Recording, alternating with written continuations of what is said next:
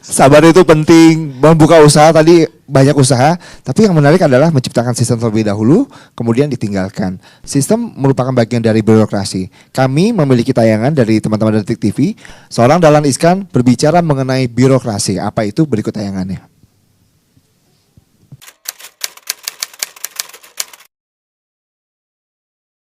Karena sudah terlanjur image menteri di Indonesia seperti itu, sudah sejak zaman Pak Harto.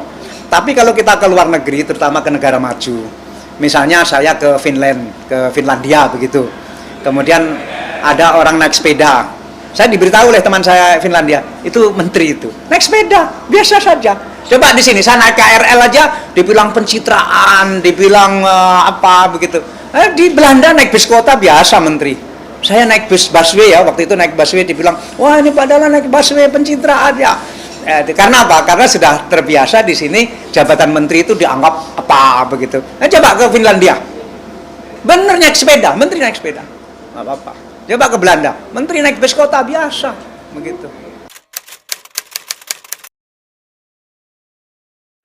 Orang yang kalau mengalami kesulitan gampang menyerah, itu dia nggak akan bisa jadi pemimpin. Jadi seorang pemimpin harus tidak boleh gampang menyerah. Dikritik menyerah, di omel-omelin menyerah, nggak boleh.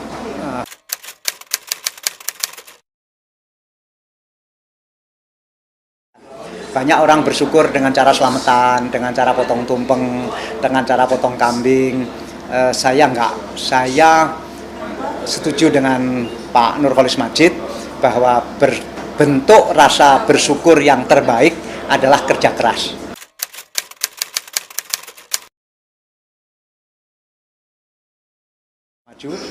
Salah satu yang membuat Indonesia gagal menjadi negara maju adalah kalau jumlah pengusahanya tidak bertambah. Karena sekarang ini jumlah pengusaha di Indonesia itu masih terlalu sedikit, baru 0,8% atau katakanlah 1%. Padahal sebaiknya sebuah negara kalau mau pengen maju, pengusahanya minimal harus 2% dari jumlah penduduknya. Nah, sehingga mental pengusaha itu kan berbeda dengan mental pekerja. Sehingga dengan jumlah pengusaha yang banyak, maka Indonesia memiliki sejumlah orang yang mental pengusahanya bagus. Gitu.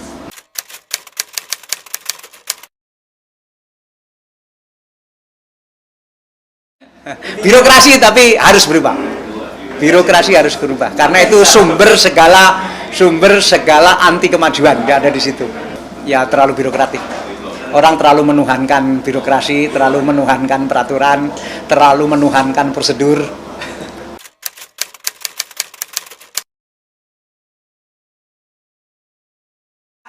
Apakah saya bercita-cita jadi presiden? Tidak. Apakah pengen jadi presiden? Pengen. Nah, tapi pengen dan pengen sekali itu kan berbeda.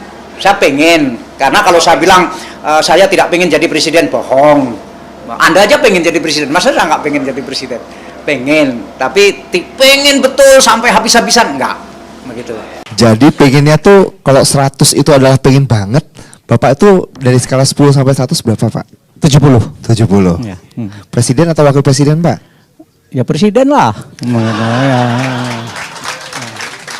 Tapi ingat 70, tapi tidak 80, tidak 90, tidak 100. Tidak sampai misalnya habis-habisan atau tidak sampai misalnya sampai lobi sana, lobi sini, sampai tiap hari nggak bisa tidur mikir itu, enggak. Saya santai saja begitu. Karena apa? Karena untuk menjadi presiden itu takdir Tuhan itu sangat menentukan. Kenapa begitu? Buktinya begitu banyak orang pengen jadi presiden nggak jadi juga. Padahal usahanya sudah mati-matian, sudah pengennya ampun-ampun pengen jadi presiden. Nggak jadi kalau yang di atasannya tidak menentukan. Jika seorang Dahlan Iskan menjadi presiden, wakil presidennya siapa Pak? Waduh, karena keinginannya baru 70, belum pernah berpikir itu. Ya. Belum terpikir itu.